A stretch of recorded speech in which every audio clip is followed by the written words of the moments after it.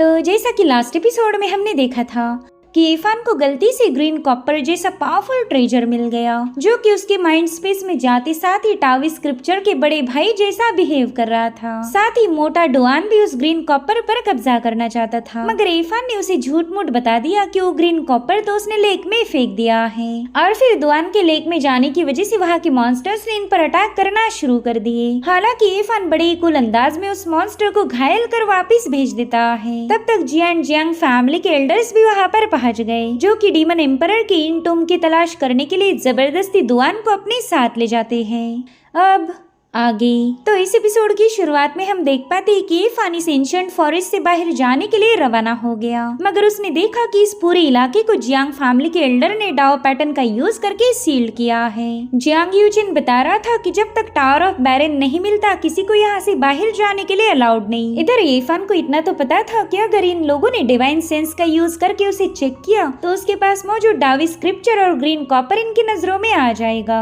मगर इरफान की किस्मत ने उसका साथ दिया। उसी वक्त कुछ कल्टीवेटर्स ने ट्रेजर को हासिल करने के लिए शील्ड को ब्रेक कर दिया था, जिसके चलते इरफान को वहाँ से भागने का मौका मिल गया। वो अब उस टूम से काफी दूर पहुंच चुका था। उसने पूरे 2 दिनों का सफर करने के बाद वो फाइनली ब्रीज टाउन में पहुंच जाता है। वेल यहाँ पर अब इरफान को किसी से कोई खतरा नहीं, उसे तो इस टाउन की चहल पहल देख कर ही खुशी मिल गई और अब उसे जोरों की भूख लगी थी, तो वो एक होटल में पहुंच जाता है, जहाँ पर उसकी मुलाकात हुई एल्डर जियांग से। इरफान उन्हें बताता है कि उसे काफी जोरों की भूख लगी, मगर उसके पास पेमेंट करने के लिए पैसे नहीं थे। जो सुनते साथ ही एल्डर जियांग की ग्रैंड डॉटर टिंग उस पर काफी ज्यादा भड़क गई। वो कह रही थी कि हमारे यहाँ पर फ्री में खाना नहीं मिलता, मगर एल्डर जियांग ने उसे समझाया कि हमने इस बंदे की मदद करनी चाहिए। जिसके बाद एल्डर जियांग ने इरफान को कुछ बंस दिए थे, तो इरफान उन्हें फटाफट से फिनिश कर लेता है। और अब वो खाने के बाद एल्डर को एक जेड बॉटल गिफ्ट करने लगा, लेकिन उन्होंने इसे लेने से मना किया था क्योंकि ये काफी ज्यादा एक्सपेंसिव थी। लेकिन इरफान उनके हाथ में वो बॉटल जबरदस्ती थमा देता है। साथ ही वो उन्हें बता रहा था कि कुछ दिनों तक मुझे यहीं पर स्टे करने दीजिए, तो एल्डर जियांग ने भी इसकी परमिशन दे दी। अब रात के समय कल्टीवेशन करते हुए इरफान ने नोटिस किया कि अब वो अपने डाओ पैटर्न्स को काफी इजीली कंट्रोल कर सकता है। साथ ही वो डावी स्क्रिप्चर और ग्रीन कॉपर की मिस्ट्री को समझना चाहता था।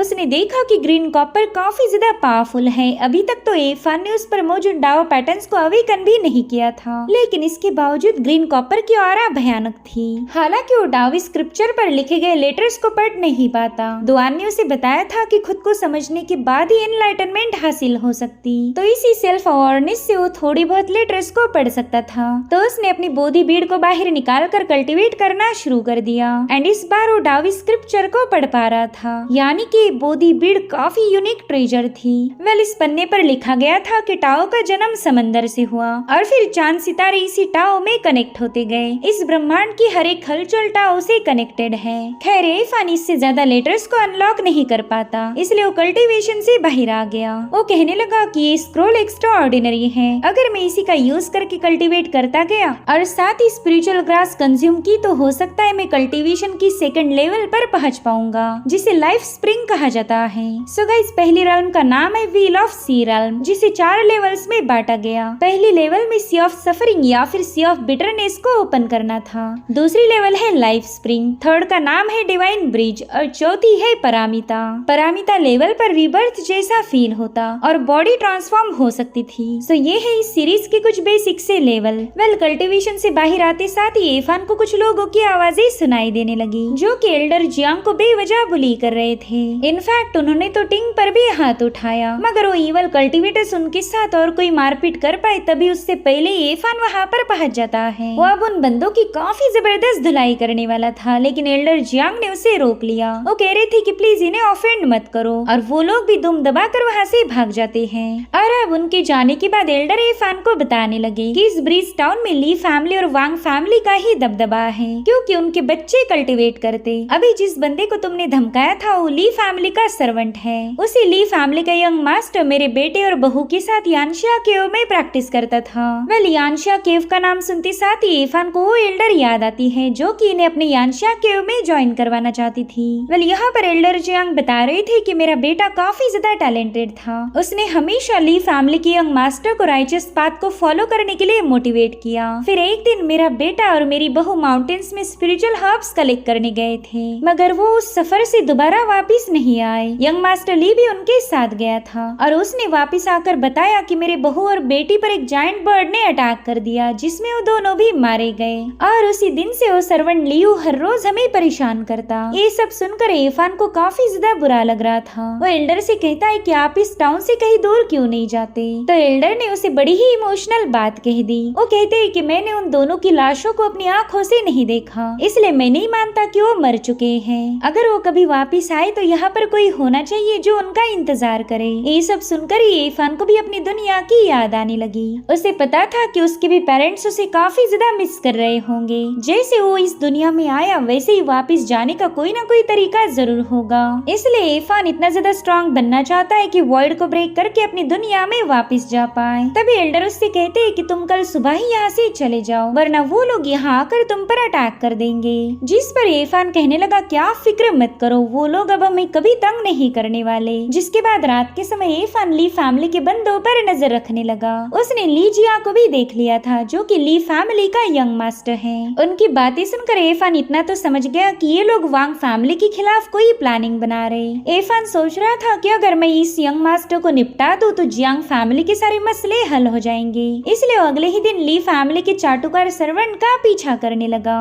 वो बंदा तो मस्त गाने गुनगुनाते हुए सपने देख रहा था कि वांग फैमिली को डिस्ट्रॉय करने के बाद वो ढेर सारा पैसा कमाएगा। लेकिन उसी वक्त इरफान ने उस पर स्नीक अटैक करना शुरू कर दिए। उसने सर्वेंट लियो के मुंह और आंखों पर अटैक किए थे, जिसके चलते लियो उसका फेस ठीक से नहीं पहचान पाता। साथ ही यहाँ पर इरफान उसे ऐसा दिखा रहा था कि वो वांग फैमिली का मेंबर है और उससे कह रहा था कि तुम लोग मेरी वांग फैमिली को परेशान नहीं कर सकते, तुम्हारी सारी प्लानिंग पर मैं पानी फेर दूंगा। और फिर उस बंदे की उंगली मरोड़ कर इरफान वहाँ से चला गया। दरअसल इरफान यहाँ की दो प्रोमिनेंट फैमिलीज की दुश्मनी का फायदा उठा रहा था।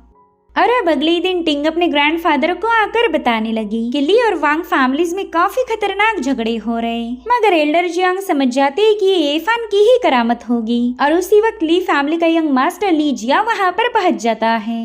उसने वहाँ आते साथ ही इनमें मौजूद कस्टमर्स को भगा दिया, जो देख टिंग उस पर भड़क जाती है। मगर ली जिया तो उसे बुरी नजर से देखते हुए कहने लगा कि तुम तो अपनी माँ जैसी खूबसूरत हो, आगे चलकर तुम जरूर से कयामत ढाओगी। उतने में एल्डर जियांग उससे पूछते कि बताओ टिंग के पेरेंट्स कब तक वापस आएंगे। तो लीजिया उनसे कहने लगा कि अब आपने उनके वापस आने का इंतजार नहीं करना चाहिए, वो दोनों तो मर चुके हैं और वो भी मेरे ही आंखों के सामने। वैसे भी आप भी कुछ ही सालों में परलोक जाने वाले हो, तो क्यों ना टिंग को मेरे हवाले कर दो, ये मेरी जूनियर बन के कल्टिवेट करेगी। लेकिन एल्डर ने इसके लिए मना कर दिया, जो सुनते साथ ही उस बंदे ने सीधे उन पर हमला कर दिया। हालांकि इरफान ने बीच में आकर उन्हें प्रोटेक्ट किया। साथ ही ओलिजिया से कह रहा था कि आप एक कल्टीवेटर हो, तो ऐसे कमजोर लोगों को बुली करना आपकी शान के खिलाफ है। अब लीजिया कंफ्यूज था कि ये बंदा है कौन। तो एल्डर जियांग से बताने लगी कि ये हमारे टाउन में हाल ही में आया है, तो प्लीज इसे हमारे मसले में मत घसीटो। लेकिन उतने में ही लीजिया ने अपनी पावर्स का यूज करते हुए इरफान को सप्रेस कर दिया। वो इनडायरेक्टली उसे बता रहा था कि तेरी कोई औकात नहीं। साथ ही एल्डर से कहने लगा कि मैं 2 दिनों के बाद दोबारा से वापस आऊंगा और उस वक्त टिंग मेरे साथ जाएगी। अब लीजिया के वहाँ से जाने के बाद हम देख पाते हैं कि उसके प्रेशर से इरफान घायल हो चुका।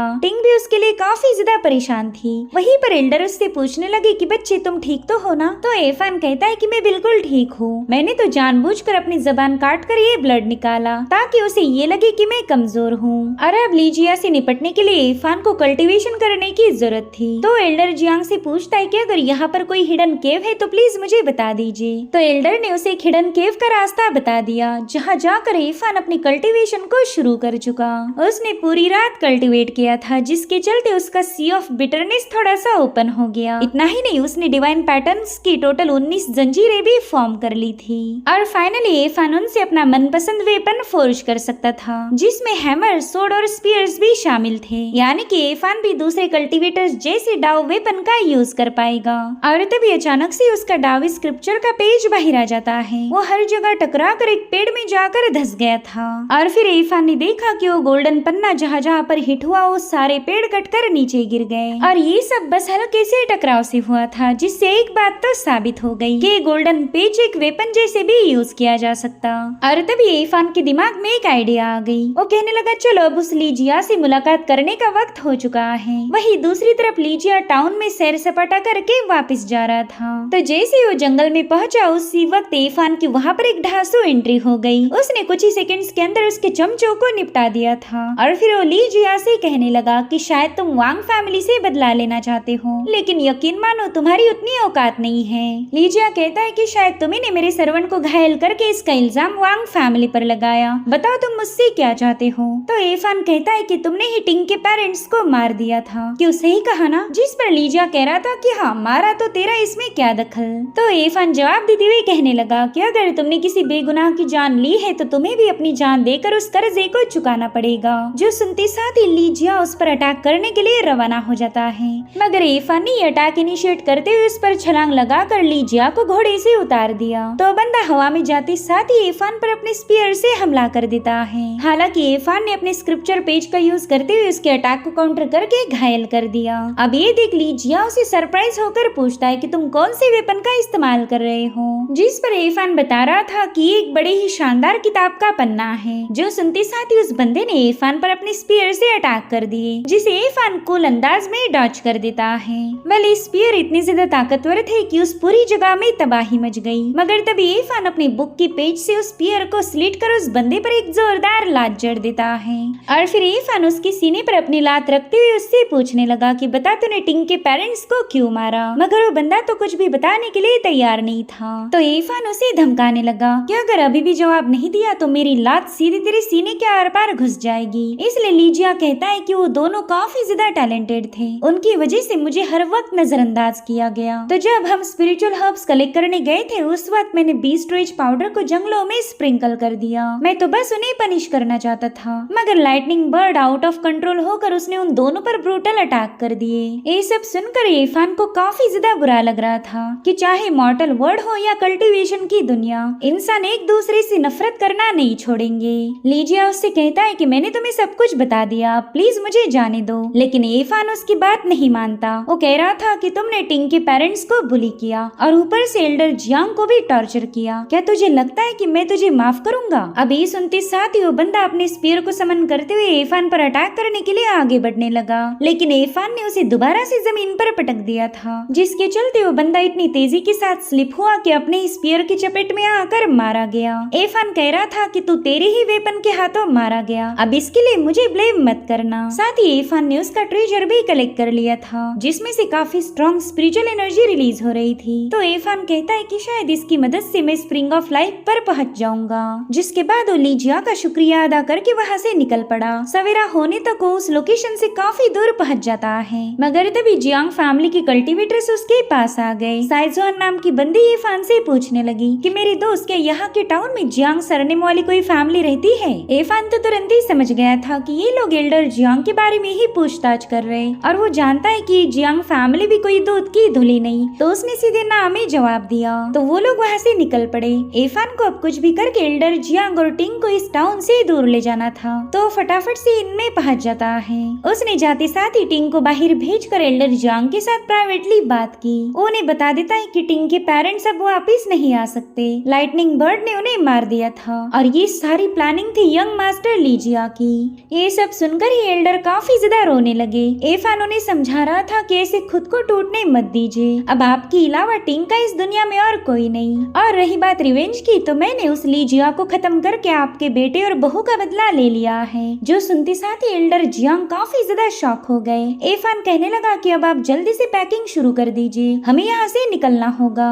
मगर तभी ओल्ड जियांग फैमिली के वही कल्टीवेटर्स टाउन में पहुंच चुके थे। इरफान ने भले ही इन्हें गलत इन्फॉर्मेशन दी, मगर ये लोग पूछताछ करते हुए यहाँ आ जाते हैं।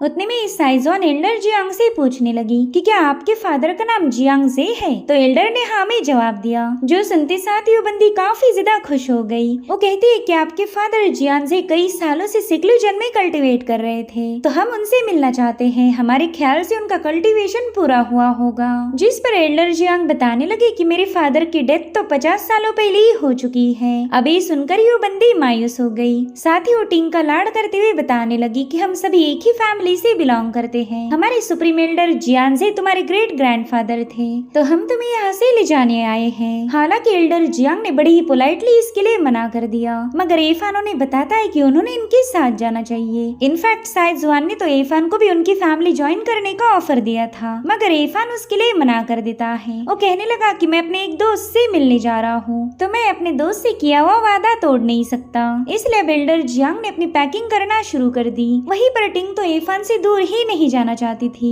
मगर एफान उसे समझाता है कि वहाँ जाना ही सही रहेगा। साथ ही एफान ने उसे सलाह दी कि भले ही जियांग फैमिली काफी ज्यादा पावरफुल है, मगर हमेशा उन पर डिपेंड मत रहो, तुम्हें खुद ही ताकतवर बनना पड़ेगा। इधर एल्डर जियांग इमोशनल होते हुए कहने लगे कि अब इंतजार का कोई फायदा नहीं, कोई यहाँ पर वापिस नहीं आने वाला। साथ ही वो एफान को अपना ख्याल रखने के लिए बता रहे थे। वहीं पर साइजवान एफान से कहने लगी कि तुम्हारे पास काफी कीमती ट्रेजर है, तो तुम्हें खुद का ख्याल रखना पड़ेगा, क्योंकि यहाँ पर लोगों का कोई भरोसा नहीं। और अब वो लोग वहाँ से रवाना हो गए। इधर एफान भी जंगलों में पहुँच गया था, क्योंकि उसे पता है कि उसके पास जो ट्रेजर था दूसरे लोग उस पर कब्जा करने की कोशिश जरूर करेंगे। दरअसल जियांग फिंग नाम का बंदा उसे फॉलो करते हुए जंगलों में पहुँच चुका था। वो अपनी स्पीयर की मदद से एफान पर अटैक करना शुरू कर देता है, जिससे एफान बड़ी मुश्किल से खुद को बचा रहा था। वो जानता है कि ये बंदा डिवाइन ब्रिज का कल्टीवेटर होगा, यानी कि एफान बिल्कुल भी इसका मुकाबला नहीं कर सकता था। वहीं पर फेंग ने तो उस पूरे इलाके में तबाही मचा दी, मगर एफान एक स्वैम्प के नीचे छुप जाता है। तो फेंग ने उस लेक पर भी अपने स्पीयर से ढेर सारे हमले करना शुरू कर दिए, जिसमें एफान भी घायल हो जाता है, मगर वो बंदा उसे देख पाए इससे पहले वहाँ पर रॉक बर्ड पहुँच गया। वेल परिंदा इतना ज्यादा भयानक है कि फेंग को मजबूर होकर वहाँ से भागना पड़ा।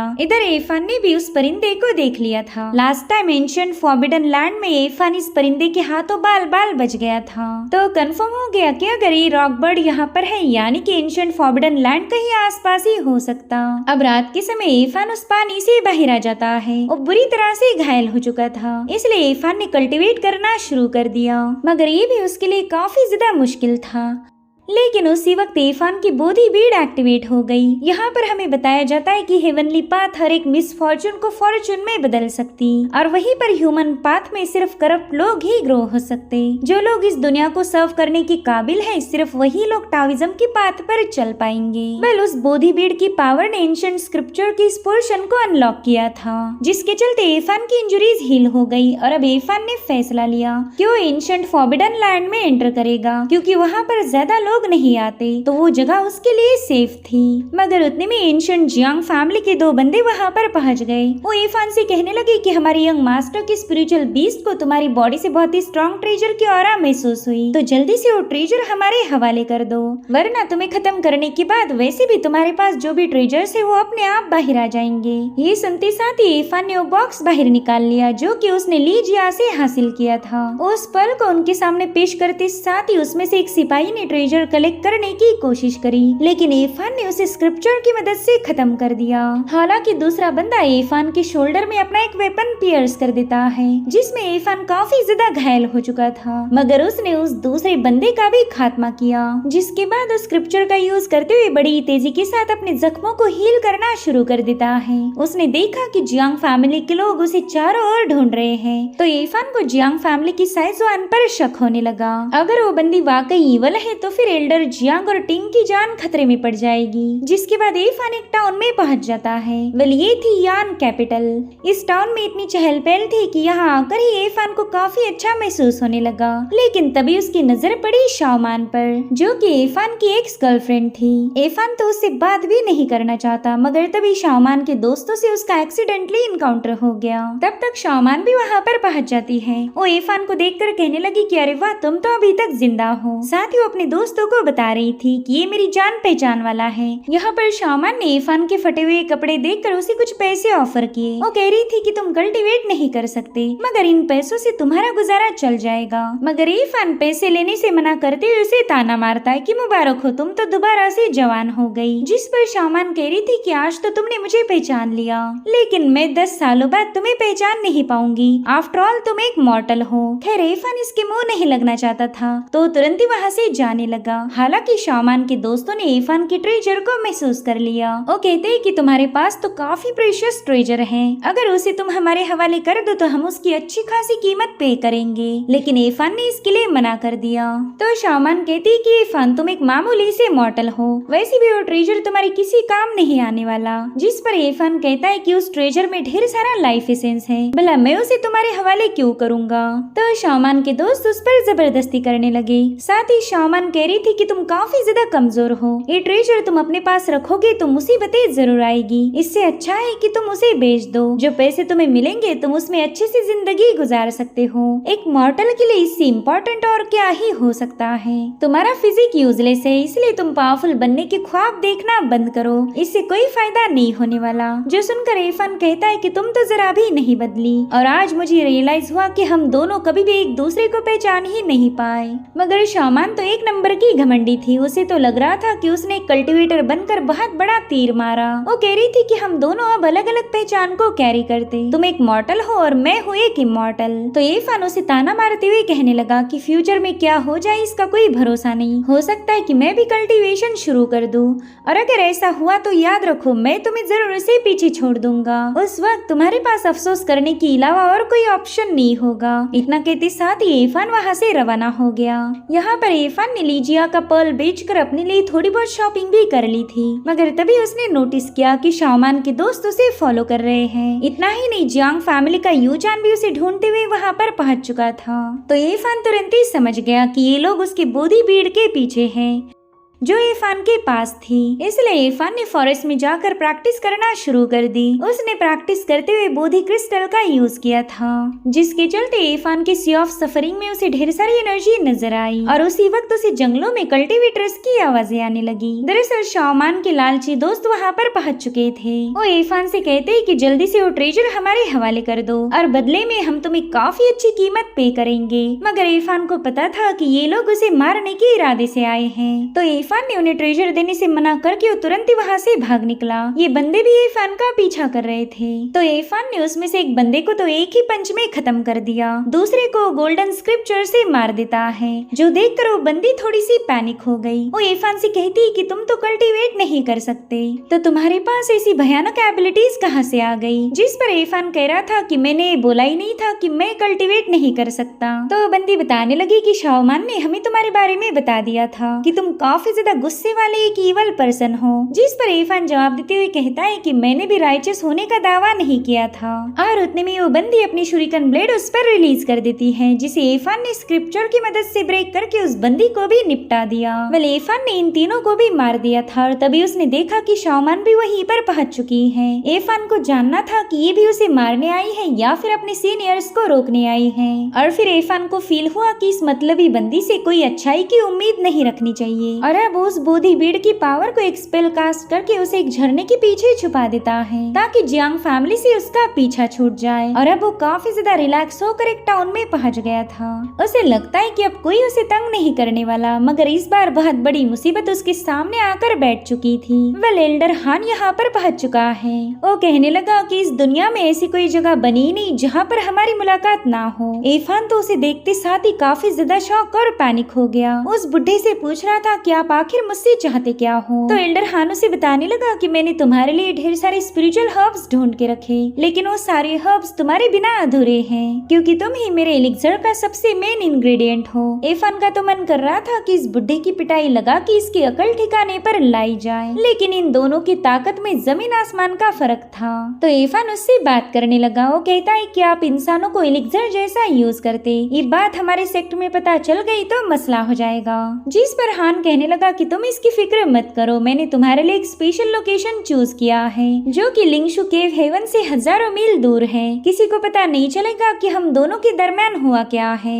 वैसे तुम काफी ज्यादा स्मार्ट निकले, मुझे लगा नहीं था कि तुम इतनी दूर पहुंच जाओगे। ये तो अच्छा हुआ कि मैंने तुम पर ट्रैकिंग मार्क सेटअप किया था। तो चलो अब अच्छे बच्चे जैसे मेरा खाना बन जाओ। जो सुनते साथ ही इरफान ने वहाँ से भागना शुरू कर दिया, मगर एल्डर हान अपनी पार की मदद से दोबारा से उसे अपनी तरफ खींच लेता है। इरफान चाहकर भी उससे भाग नहीं सकता था और अब एल्डर हान उसे उठाकर अपनी केव की तरफ रवाना हो गया। लेकिन उतने में ही जियांग फेंग उन पर स्पीयर से अटैक कर देता है। हालांकि इन दोनों ने उस अटैक को डॉज कर दिया। फेंग एल्डर हान से कह रहा था कि इस बंदे को मेरे हवाले कर दो। अब ऐसा तो होने से रहा, क्योंकि एल्डर हान तो इरफान को खाने के लिए काफी ज्यादा एक्साइटेड था, तो उसने फेंग पर अपनी फ्लाइंग स्वॉर्ड से अटैक करना शुरू कर दिए। वहीं पर फेंग ने इन हमलों को डिस्ट्रॉय कर एल्डर हान पर अपनी स्पीयर से काउंटर स्ट्राइक चार्ज कर दी थी, मगर हान उसे स्वॉर्ड शील्ड बनाकर काउंटर करने लगा। इधर इरफान हवा में फ्लोट होते हुए काफी दूर पहुंच गया था, तो फेंग का स्पिरिचुअल बीस्ट उसे वहां से ले जाने लगता है। तब तक हान ने उस बीस्ट पर भी अटैक कर इरफान को आजाद कर लिया,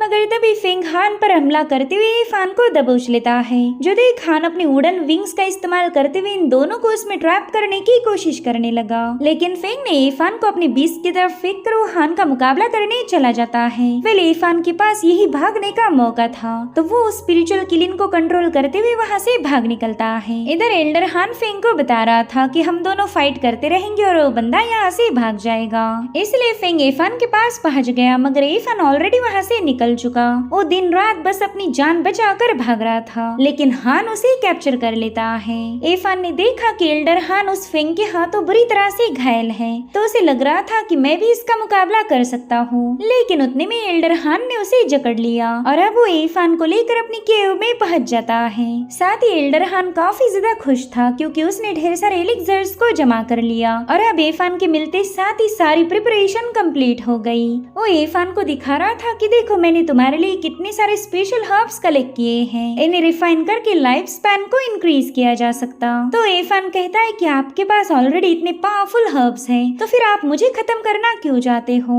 तो हान उसे बड़े ही अजीब तरीके से छूते हुए बताने लगा कि तुम काफी ज्यादा टेम्पटिंग हो, तुम्हारी एंशिएंट होली बॉडी गजब है और ऊपर से वाइटलिटी, उफ क्या ही बताओ, तुम्हें खाने के बाद तो मुझे सेटिस्फेक्शन का वो लेवल हासिल होगा जो किसी को भी नहीं हुआ होगा। फिलहाल मैं विल एंड सी realm की परिमिता लेवल पर हूँ, लेकिन एक बार मैं तुम्हें खा लो फिर मैं तुरंत इस realm को क्रॉस कर दूंगा। उस वक्त मेरे पास इस दुनिया का सबसे पावरफुल फ्लेश और ब्लड होगा। तो इरफान उससे कहने लगा कि जियांग फैमिली का वो बंदा भी आपको फॉलो करते हुए यहाँ पर पहुँच जाएगा, जहाँ तक मैं जानता हूँ आप उसके सामने कमजोर पड़ोगे। तो एल्डर हान उसे बताने लगा कि इस जगह पर मैंने कई सारे रेस्ट्रिक्शन सेटअप किए हैं, तो लोग चाहकर भी हमें ढूंढ नहीं सकते। और फिर उसने इरफान को सीधे अपने कोल्ड रन में पहुँचा दिया। इरफान कह रहा था कि अब वैसे भी आप मुझे मारने वाले हो, तो प्लीज एटलीस्ट मुझे पेट भर के खाना खिलाओ। तो हान उसे बताने लगा कि तुम जिस ग्रीन वाटर में बैठे हो ये हजारों हर्ब का एक्सट्रैक्ट है, इसके होते हुए तुम्हें खाना खाने की क्या जरूरत। और अब उसने इरफान पर हल्का सा अटैक कर दिया ताकि उसका ब्लड धीरे धीरे इस कोल्ड रन में रिलीज होता जाए। इरफान समझ गया था कि इस बुढ़े को वो ना ही उल्लू बना सकता और ना ही इसका मुकाबला कर सकता।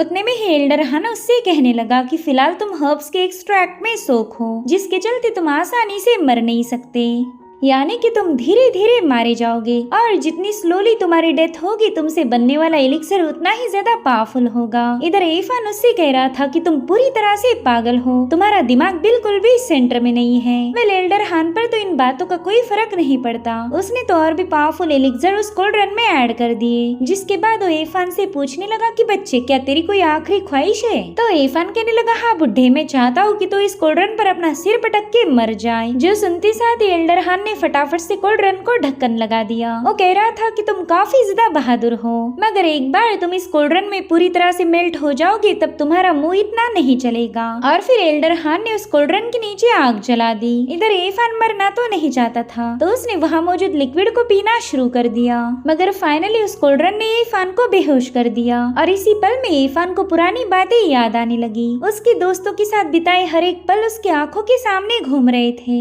और फिर उसके दोस्त भी वहाँ से गायब होने लगते हैं। वो कह रही थी कि इरफान अब सब कुछ खत्म हो चुका। इरफान कह रहा था कि मुझे पोंगबो को वापस लाना है, हमें एक साथ घर जाना था, तो मैं यहाँ पर मर नहीं सकता। लेकिन हानो से बता रहा था कि उम्मीद से भयानक इस दुनिया में और कुछ नहीं हो सकता, फालतू की ख्वाहिशें मत करो। मगर इरफान ने ठान लिया था कि वो यहाँ पर तो नहीं मरेगा। वहीं पर एल्डर हान बताने लगा कि तुझे कैप्चर करने के चक्कर में मैं जियांग फैमिली के हाथों मरने वाला था, लेकिन जब तू पूरे 7 दिनों तक रिफाइन होकर एलिक्सर बनेगा तब मेरी सारी मेहनत का फल मुझे मिल जाएगा। वहीं दूसरी तरफ इरफान के माथे से गोल्डन लाइट रिलीज होते हुए वहाँ पर कुछ स्पेल फ्लोट होने लगे, जिसके चलते इरफान होश में आ गया और अब उन्हीं हर्ब्स को खाना शुरू कर देता है जो कि उसके साथ रिफाइन हो रहे थे। ये हर्ब काफी ज्यादा पावरफुल है, जिनका यूज करके इरफान लाइफ स्प्रिंग रन पर ब्रेक थ्रू कर सकता था। साथ ही उसका सी ऑफ सफरिंग भी इस पावरफुल एलिक्सर की वजह से ओपन होने लगा।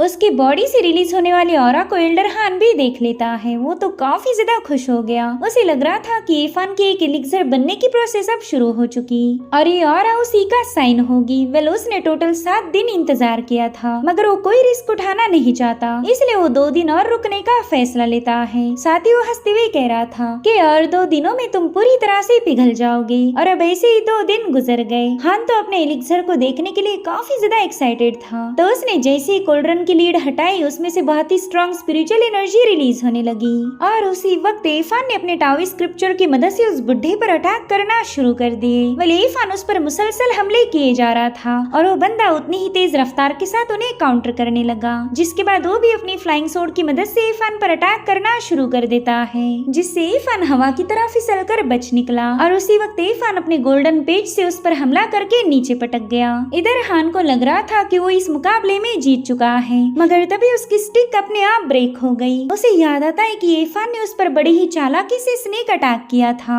तो अब वो गुस्से में उस पर कई सारे हेवी पावरफुल लेटर से हमले करने लगा। मगर इरफान बिजली से भी तेज रफ्तार के साथ उसके हर एक अटैक को अपने पांव तले कुचल कर उस पर अपना स्क्रिप्चर रिलीज कर चुका। वेले अटैक काफी ज्यादा पावरफुल था, मगर वो भी हान को ऑन द स्पॉट नहीं मार पाया। इरफान उससे कहता है कि तूने मुझे चूहे जैसा यूज किया, मगर अफसोस तुझमें वो काबिलियत नहीं थी कि मुझे खत्म कर पाए। वैसे तूने 7 दिन और 7 रात मुझे टॉर्चर किया और मैंने तुम्हें बड़े ही आसान तरीके से घायल किया। तुम्हें तो इससे भी ज्यादा भयानक मौत मिलनी चाहिए थी। खैर मैं चाहता हूँ कि अगली लाइफ में तुम एक अच्छे इंसान बनो, वरना ऐसे ही मारे जाओगे। लेकिन एल्डर हान कह रहा था कि मैं तेरे सामने हार मानने के लिए तैयार नहीं हूँ। हालांकि इरफान कहाँ ही उसकी बकवास पर ध्यान देगा। वो तो वहाँ के हर्ब्स को चेक करते हुए कहने लगा कि तूने कड़ी मेहनत करके इन हर्ब्स को कलेक्ट किया था, तो मैं खुशी से इन्हें एक्सेप्ट करूंगा। अब मैं आपकी इस कड़ी मेहनत पर कब्जा करने वाला हूँ, तो प्लीज मुझसे नाराज मत होना। फिर क्या एल्डर हान की वहीं पर मौत हो गई। इरफान ने उसके हर्ब्स पर ही नहीं बल्कि उसकी केव पर भी कब्जा कर लिया। साथ ही उसे यहाँ पर कई सारे डाव पैटर्न्स भी हासिल हुए थे, तो इरफान ने उनकी भी प्रैक्टिस करना शुरू कर दी, जिनका असर इरफान की सी ऑफ सफरिंग पर नजर आने लगा। और अब कई दिन बीतते चले गए। फाइनली 1 साल बाद इरफान लाइफ स्प्रिंग रन पर ब्रेक थ्रू कर लेता है और अब वो इस केव से बाहर जाने के लिए पूरी तरह से तैयार था।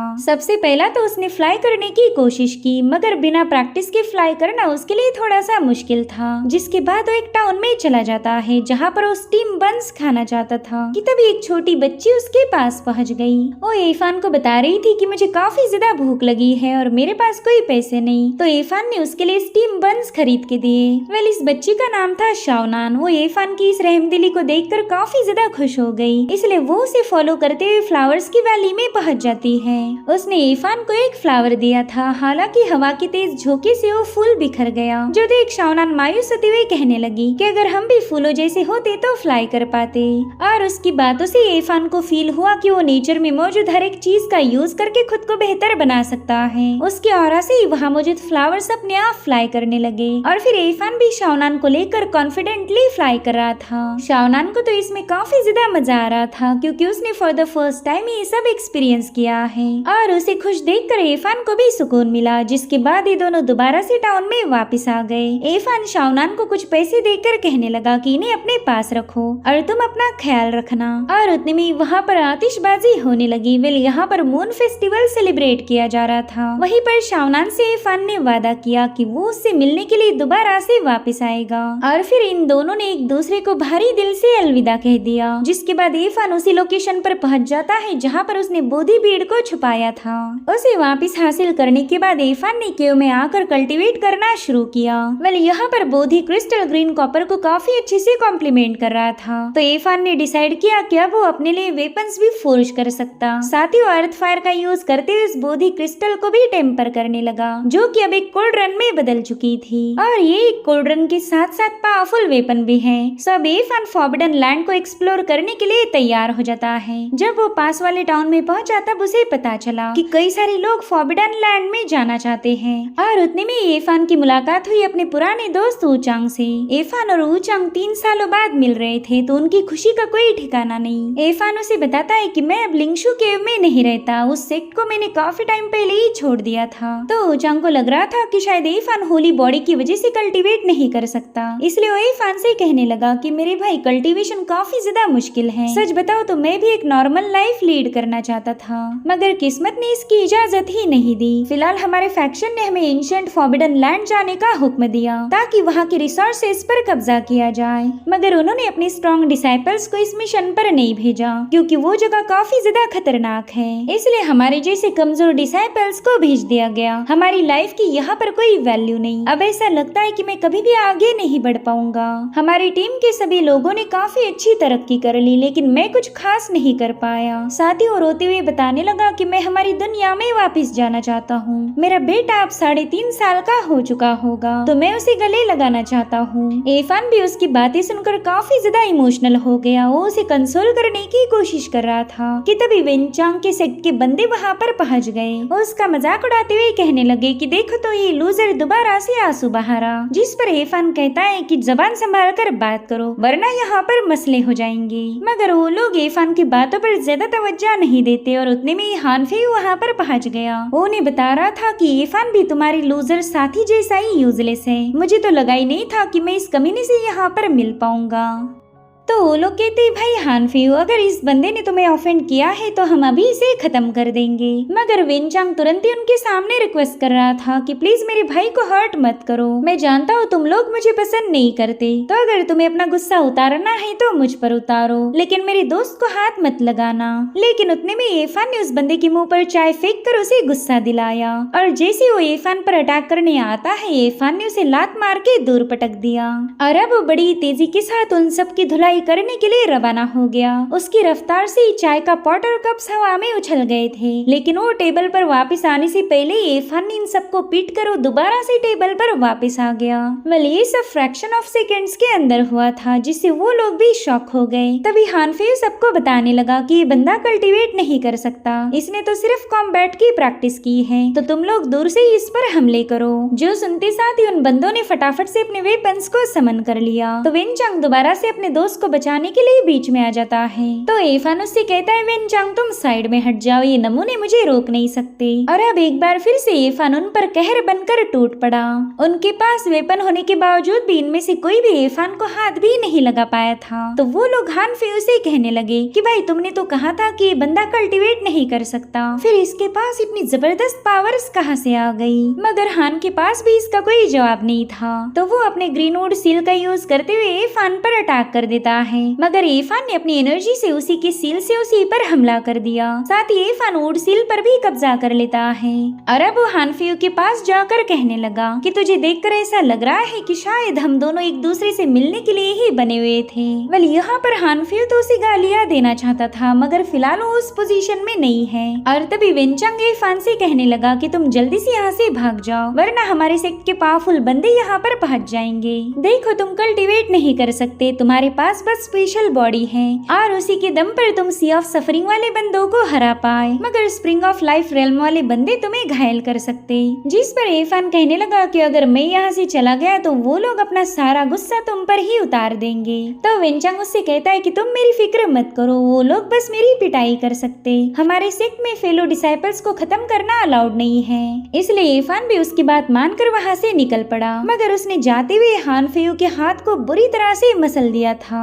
जिससे तो हानफी और भी ज्यादा भड़क जाता है। इधर इरफान एक शॉर्टकट वाले रास्ते से फॉरेस्ट में पहुंच चुका था, मगर तभी हानफी अपने साथ एक और बंदे को लेकर उसके सामने आ धमका। वेल, इसका नाम है चेनफेंग और ये व्हील ऑफ सी रेल्म की सेकंड लेवल यानी कि स्प्रिंग ऑफ लाइफ का कल्टीवेटर था। वो इरफान से कहता है कि वैसे तो हमारे बीच कोई दुश्मनी नहीं, मगर तुमने मेरे जूनियर्स को घायल किया तो तुम्हें इस दुनिया से हटाना पड़ेगा। तभी हानफी उससे कहता है कि मेरे भाई प्लीज इसे जान से मत मारना, वो काम तो मुझे मेरे हाथों से करना है। इधर इरफान कह रहा था कि शायद तुम्हें वाकई ऐसा लगता है कि मैं तुम्हारे हाथों मारा जाऊंगा। तो चेनफेंग कहते हैं हाँ बिल्कुल, अगली लाइफ में अपनी औकात देखकर पंगे लेना। और इतना कहते साथ ही उसने इरफान पर अपने फैन से हमला कर दिया। तो इरफान बड़ी तेजी के साथ यहाँ से वहाँ मूव होते हुए उसके फैन को डॉच करने लगा और फिर वो उस इलाके में काफी दूर जाकर उस फैन से बचते हुए दोबारा से चेनफेंग की तरफ वापिस आ जाता है। इतना ही नहीं, उसने तो चेनफेंग के मुंह पर एक मस्त चमाट लगाकर उसे जलील भी किया और अब वो तेज रफ्तार के साथ हानफियू के करीब पहुंच जाता है। चेनफेंग का फैन अभी भी उसके पीछे था,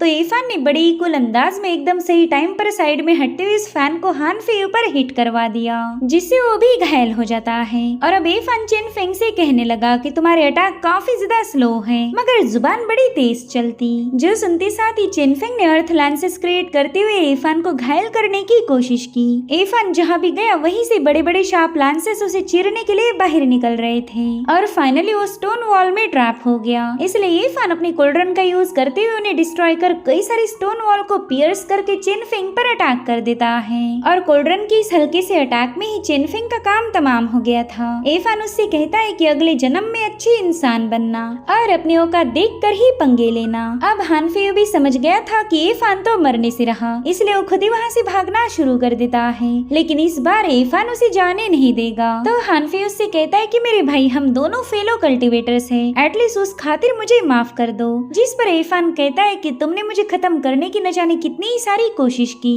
मेरे दोस्त वेनचांग को भी बुली किया, क्या तब तुम्हें ये पता नहीं था कि हम दोनों फेलो कल्टीवेटर्स थे? दरअसल तुम उन लोगों में आते हो जो हमेशा कमजोरों को बुली करके उनका फायदा उठाते हैं, तो तुम्हारे जैसा बंदा मेरा दोस्त नहीं हो सकता। और हाँ, तुम्हारे प्यारे अंकल हान को भी मैंने मार दिया है। अब ये सुनकर ही हानफी शॉक होते हुए कहने लगा कि ना, तुम उन्हें मार नहीं सकते, मुझे तुम्हारी बातों पर यकीन नहीं हो रहा। अब ये सुनते साथ ही इरफान ने उसे एक आर्टिफैक्ट दिखा दिया। वो कहने लगा कि ग्रीन वुडन सील तुम्हारे अंकल का ही आर्टिफैक्ट था, लेकिन अब इसने मुझे अपना मास्टर बनाया है। मेरे ख्याल से तुम्हें तसल्ली दिलाने के लिए इतना सबूत काफी हो जाएगा। और उतने में हानफी उससे पूछने लगा कि बताओ तुमने उन्हें कैसे मारा? तो इरफान बताता है कि मैंने उसे एक आसान मौत दी थी, बस उसका गला हल्के से स्लिट कर दिया और फिर उसके सारे एलिक्सर पर कब्जा कर लिया।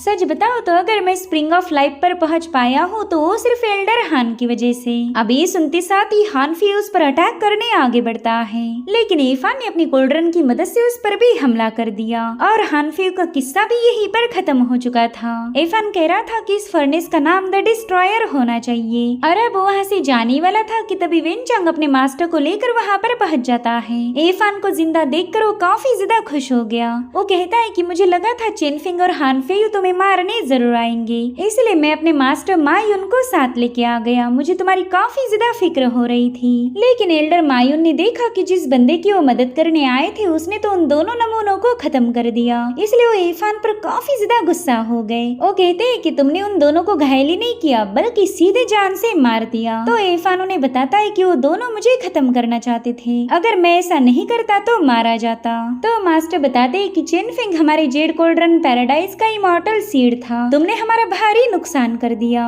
जिस पर इरफान कहने लगा कि आप उस सिख के रिस्पेक्टेड एल्डर हो और आपको भी पता है कि वो बंदा कैसा था। और फिर इरफान अपनी पावर्स को एक्टिवेट करते हुए हवा में फ्लोट करने लगा। वो कहता है एल्डर मायून, अगर आप मुझे मारना भी चाहते हो तो भी ये पॉसिबल नहीं होगा, क्योंकि मेरी स्पीड इतनी ज्यादा है कि आप पीछे रह जाओगे। अभी देखकर ही एल्डर मायून काफी ज्यादा शॉक हो गए। वो कहते हैं कि तुम्हारे पास एंशिएंट होली बॉडी है जिसे कभी कल्टीवेट नहीं किया जा सकता था, मगर फिर भी तुम स्प्रिंग ऑफ लाइफ लेवल पर पहुंच गए। कल्टीवेशन का ये स्पीड काफी ज्यादा भयानक है। तो इरफान उनसे कहने लगा कि मैं बस थोड़ा सा लकी हूँ। तभी एल्डर मायून उससे पूछते कि क्या तुम मेरी जेड कोल्ड्रन पैराडाइज को ज्वाइन करना चाहोगे? वेनचांग भी यही चाहता था, लेकिन इरफान ने उन्हें मना कर दिया। वो कह रहा था कि मुझे फ्री कल्टीवेटर बन के अच्छा लग रहा और मैं ऐसे ही रहना चाहता हूँ। यहाँ पर मास्टर मायून को अफसोस हो रहा था कि उन्होंने पिछली बार जब वो इरफान से मिले थे उस वक्त उसे अपना डिसाइपल नहीं बनाया। तभी इरफान उनसे कहने लगा कि वेनचांग मेरा काफी अच्छा अच्छा दोस्त है और आपके बंदे उसे बुली करते, तो मैं वेनचांग को अपने साथ ले जाना चाहता हूँ। हालांकि मास्टर ने उसे तसल्ली दी कि वो वेनचांग को अपना डायरेक्ट डिसाइपल बनाएंगे ताकि कोई और उसे बुली न कर पाए। और अब एफान उनका शुक्रिया अदा करके वेनचांग से वादा करता है कि वो जल्दी उससे मिलने वापस आएगा। इतना कहते साथ ही एफान वहाँ से रवाना हो गया। अब उसके जाने के बाद एल्डर वेनचांग को समझा रहे थे कि भले ही तुम्हारी कल्टीवेशन स्पीड स्लो है, मगर तुम जरूर से प्रोग्रेस करोगे। इनफैक्ट स्लो कल्टीवेशन तो एक ब्लेसिंग है जो तुम्हारे फाउंडेशन को स्ट्रांग बनाएगी। सो इस तरह से एफान ने अपने दुश्मनों का खात्मा कर वेनचांग की भी हेल्प करी थी। और अब हमें एक टाउन का सीन दिखाया जाता है जहाँ पर जी फैमिली का एल्डर सबको बता रहा था कि आज से पहले जो भी एंशिएंट फॉरबिडन लैंड गया वो वहाँ के कर्स की वजह से मारा गया। लेकिन अब हमारी जी फैमिली के एल्डर्स ने यहाँ पर स्पेशल एलिक्सर बनाया है जिसे कंज्यूम करने से वो कर्स आप पर कोई असर नहीं करेगा। तो बताओ फिर आप में से कितने लोग हमारे साथ फॉरबिडन लैंड आना चाहते हो। वहाँ की होली माउंटेन पर होली फ्रूट्स हैं जिन्हें हासिल करना हमारा मिशन होगा। एफान भी वहाँ पर पहुँच गया था। वो सोचने लगा कि एल्डर जरूर से उसी फ्रूट की बात कर रहा है जो कि मैंने और पांगबो ने कंज्यूम किया था। इधर वो मास्टर बताता है कि अगर तुम लोग होली फ्रूट हासिल ना भी कर पाओ तो कोई मसला नहीं, वहाँ पर आपको ढेर सारी स्पिरिचुअल ग्रास मिल सकती है। तो वो लोग फॉरबिडन एरिया में जाने के लिए राजी हो गए। एफान भी वहीं पर जाना चाहता था तो वो भी उनके साथ निकल पड़ा, मगर रास्ते में एक एल्डर वहाँ पर पहुँच जाता है जो कि बार बार सबको बता रहा था कि प्लीज यहाँ से चले जाओ वरना बेवजह मारे जाओगे। दरअसल उस एल्डर की मेंटल स्टेट बिल्कुल भी स्टेबल नहीं थी। वो एफान को बता रहा था कि सब के सब मारे गए, यहाँ से जाने वाला हर एक बंदा मारा जाएगा। और फिर वो एफान को भी पीछे हटने के लिए बताने लगे। और उतने में वहाँ पर ओल्ड जियांग और जी फैमिली के लोग अपने किलिन पर सवार होकर पहुँच गए। जी फैमिली का एल्डर बता रहा था कि हमारा एक ग्रुप आगे का रास्ता साफ कर रहा है, जैसे वो क्लियर होगा हम फॉरबिडन जोन में एंटर करेंगे। लेकिन जो पहला ग्रुप आगे गया था उन पर अचानक से अटैक होना शुरू हो गए। दरअसल रॉकबर्ड ने इन पर अपने फायरबॉल से हमले किए थे। भले ही जी और जियांग फैमिली कितनी ही तैयारी के साथ ही क्यों ना आ जाए, वो एंशिएंट बर्ड को कंट्रोल नहीं कर पाते। उस परिंदे ने वहाँ पर टोर्नेडो क्रिएट करते हुए न जाने कितने ही सारे डिसाइपल्स को घायल कर दिया। उस पूरी जगह पर अफरा तफरी मच गई। तो एक एल्डर ने अपने हैमर ऑफ द काउलून से उस पर हमला कर दिया। जो देख उस परिंदे ने उस पर एक और अटैक कर दिया था जिसे वो एल्डर अपने हैमर की मदद से रोकने लगा। लेकिन इससे कोई खास फर्क नहीं पड़ता। वो एल्डर तो परिंदे की वजह से घायल होकर नीचे पटक गया। तो अब कई सारे मास्टर्स मिलकर अपने पावर्स को कंबाइन करते हुए वहाँ पर एक पोर्टल ओपन कर देते हैं जिसमें से उस परिंदे पर डायरेक्ट स्ट्राइक हिट होना शुरू हो गई। और इस बार का एल्डर्स का अटैक इतना ज्यादा ब्रूटल था कि वो परिंदा वहाँ से भाग निकला। इधर एफान तो उसकी असली पावर देख कर ही हैरान हो गया। वो सोचता है कि लास्ट टाइम हमने इस परिंदे को टहलाया था, मतलब ऐसा तो हमें लगा था, लेकिन असली टाइम पास तो इस परिंदे ने हमारे साथ किया था। और उतने में वो रॉकबर्ड दोबारा से वापस आ जाता है। इस बार वो काफी ज्यादा गुस्से में था। वहीं पर एल्डर्स ने एक साथ मिलकर दोबारा से उस पर अटैक चार्ज किया, लेकिन उस परिंदे की बॉडी से बहुत ही भयानक फायर रिलीज होने लगी और फिर इसी फायर का इस्तेमाल करते हुए उसने इन लोगों पर हमला कर दिया। भले अटैक इतना ज्यादा ब्रूटल था कि वो सारे एल्डर्स मक्खियों जैसे मरने लगे। अब उन एल्डर्स की ऐसी हालत देखकर ही वहाँ मौजूद सभी कल्टीवेटर्स भागने लगते हैं। साथ ही वो एल्डर जिसका माइंड स्टेबल नहीं था वो इन लोगों से कहने लगा कि तुम इमॉर्टल नहीं हो, तुमने यहाँ पर नहीं आना चाहिए था। एफान उस एल्डर को बचाना चाहता है, मगर उसने देखा कि रॉकबर्ड अपनी तेज आग बरसाकर सभी को जलाकर राख करते जा रहा। बस वो एल्डर ही थे जिन पर इस फायर का कोई असर नहीं होता, इसलिए एफान सीधे उनके पीछे कवर लेता है। उसने देखा कि रॉकबर्ड भी इस एल्डर से डर के मारे वहाँ से भाग निकला, मगर तब तक उसने वो पूरी जगह तबाह कर दी थी। जी और जियांग फैमिली की सारी आर्मी वहाँ से वाइप आउट हो गई। और तभी वो एल्डर रोते हुए कहने लगा कि सभी लोग मारे गए। और फिर वो मायूस होकर फॉरबिडन लैंड की तरफ निकल पड़ते हैं। उनकी स्पीड काफी ज्यादा गजब की थी जिसे एफान भी मैच नहीं कर पा रहा था। साथ ही एफान ने देखा कि वो एल्डर जहाँ भी पाव रखते हैं वहाँ पर एक डाउ पैटर्न क्रिएट हो जाता। वेल ये एक लेजेंडरी एंशिएंट पावर थी, तो एफान भी उसे स्टडी करके अपना पाव उस पर रख देता है। और उसके ऐसा करते ही वो भी बड़ी तेजी से एल्डर के पास पहुंच गया। वो उस एल्डर से बात करने की कोशिश कर रहा था, लेकिन एल्डर तो अपनी ही धुन में खोए हुए थे। तो एफान भी उन्हें होल्ड करके उनके साथ आगे बढ़ने लगा। उनकी एक एक स्टेप कई मीलों तक स्ट्रेच हो सकती थी। और अब फाइनली ये लोग एक क्लिफ पर पहुंच गए, जहाँ पर वो एल्डर माउंटेन की तरफ देखकर बड़े ही खुशी से बताने लगे कि देखो मैं वापस आ चुका, चलो अब जल्दी से मुझसे मिलने आ जाओ। वहीं पर एफान दिल ही दिल में सोच रहा था कि लेजेंड्स के अकॉर्डिंग 6000 साल पहले यहाँ पर टियानशान होली लैंड था, मगर फिर वो वाइप आउट होकर फॉरबिडन होली लैंड में तब्दील हो गया। तो हो सकता है कि शायद ये एल्डर उन्हीं लोगों से मिलना चाहते हैं। इधर उस एल्डर से मिलने के लिए कोई भी नहीं आया था, जिसके चलते वो काफी ज्यादा मायूस होकर रोने लगे। ये लोग पूरी रात भर वहीं पर इंतजार कर रहे थे, मगर फिर भी कोई उनसे मिलने नहीं आता। और उतने में एल्डर का ध्यान गया एफान पर। वो उससे कहने लगे कि मुझे फॉलो करने से कोई फायदा नहीं होगा, और फिर वो एफान को पुश करके वहाँ से रवाना हो गए। और अब हमें सीधे 3 महीने बाद की कहानी दिखाई गई, जहाँ पर कल्टीवेटर आपस में डिस्कस कर रहे थे कि जी और जियांग फैमिली ने अपने जितने भी लोग एंशिएंट फॉरबिडन लैंड में भेजे थे वो 3 महीने पहले ही मारे गए। वो जगह तो जहन्नुम से कम नहीं होगी, मगर अभी भी वो दोनों फैमिलीज पीछे नहीं हट रही। इस बार वो लोग अपने सबसे बेस्ट कल्टीवेटर को वहाँ भेज रहे हैं। वेल एफान ने भी उन लोगों की सारी बातें सुन ली थी, और उतने में एफान की दोस्त लिंजिया उसे देख लेती है। वेल इस बंदी के साथ 2 पहरेदार भी तैनात थे, जो कि उसे प्रोटेक्ट भी करते हैं और उस पर नजर भी रखते हैं। एफान तो लिंजिया को वहाँ देखकर काफी ज्यादा खुश हो गया और उससे कह रहा था कि शायद तुमने काफी अच्छी प्रोग्रेस की है, इसी वजह से तो तुम्हारे साथ 2 बॉडीगार्ड्स भी तैनात कर दिए। जिस पर लिंजिया बताने लगी कि ये लोग कांग फैमिली से बिलोंग करते हैं। खैर ये कल्टीवेशन की दुनिया के मैटर्स में तुम्हें समझा नहीं पाऊंगी। यानी कि लिंजिया को भी यही लग रहा था कि एफान कभी कल्टीवेट नहीं कर सकता, और एफान को तो पहले से हाईलाइट होना पसंद नहीं, इसलिए वो भी लिंजिया को नहीं बताता कि उसने कल्टीवेशन की शुरुआत की है। एफान ने देखा कि लिंजिया अब इतनी खूबसूरत हो गई कि बंदे उस पर से नजरें भी नहीं हटा सकते, तो जानबूझकर उसे चिढ़ाने लगा। तभी लिंजिया उससे कहने लगी कि हम इस दुनिया में कई सालों से स्टक हैं, मुझे नहीं लगता कि हम कभी भी वापस जा पाएंगे। खैर किसी को पता मत चलने देना कि तुम फॉरबिडन जोन को एक्सप्लोर कर चुके हो, वरना तुम बहुत बड़ी मुसीबत में फंस जाओगी। और फिर वो एफान को अलविदा कह के वहाँ से रवाना हो गई। साथ ही हम वहाँ पर जियांग फैमिली का बंदा देख पाते हैं, जो कि 2 सालों बाद दोबारा से एफान का ट्रेजर छीनने वापस आ चुका था। सो यही वो जियांग फेंग है जिसने एल्डर हान को भी घायल किया था। तो एल्डर हान की वजह से एफान वहाँ से भागने में कामयाब हो गया, मगर आज क्या होगा ये हमें अगले एपिसोड में पता चलेगा। Thank you so much for watching. Bye bye, take care.